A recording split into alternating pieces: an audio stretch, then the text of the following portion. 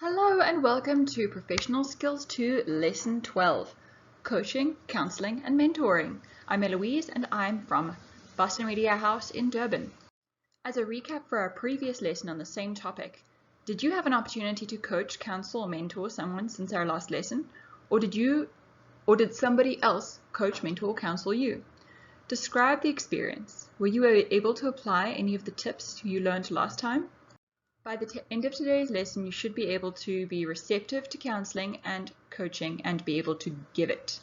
You should understand the importance of counseling and coaching in the workplace, understand the acronym GROW and what each aspect encompasses.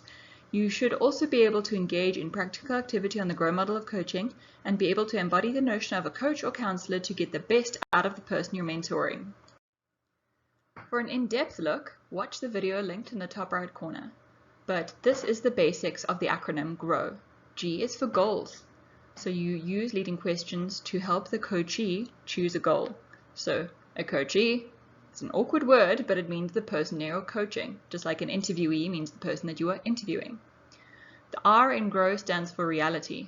Ask the coachee to assess what the practical requirements for achieving their goal are. O is for options. Brainstorm different courses of action and help the coachee to evaluate which is the best way forward. W stands for will do. It means you need to gauge the coachee's commitment to the actions that they will take to achieve their goal and help them with specific strategies or plans and motivation to help them take those steps. As you can see, this coaching model is very much based on asking questions and guiding the person that you are helping towards reaching the solution rather than telling them what to do. So here are some of the questions that you can use to guide your coachee towards a solution in each phase of the GROW session. So G for goals. You could ask them what they'd be disappointed about if you didn't work on it in that session. And you could ask them what the most helpful thing that they could get from the session. R, ask them, what is your intuition telling you? In a nutshell, who or what has got in the way? So this is focusing on the reality of their situation. O, working on their options. What could you do if you knew you couldn't fail? What hasn't worked yet? So in this way, you're hopefully going to get some options out of them.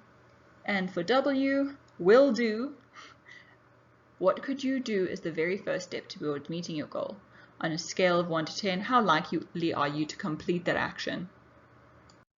In class, you will complete group exercise 2 on page 169 of your textbook.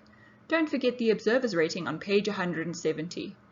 Have a look at it now to prepare yourself. After doing the exercise, you can report back.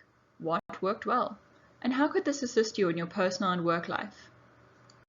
Make sure that these lessons stick by paying renewed attention to your social interactions. Make a particular effort to coach, counsel, or mentor at least one person, even if it only concerns a minor issue, and then you can give feedback on how it went in the next class.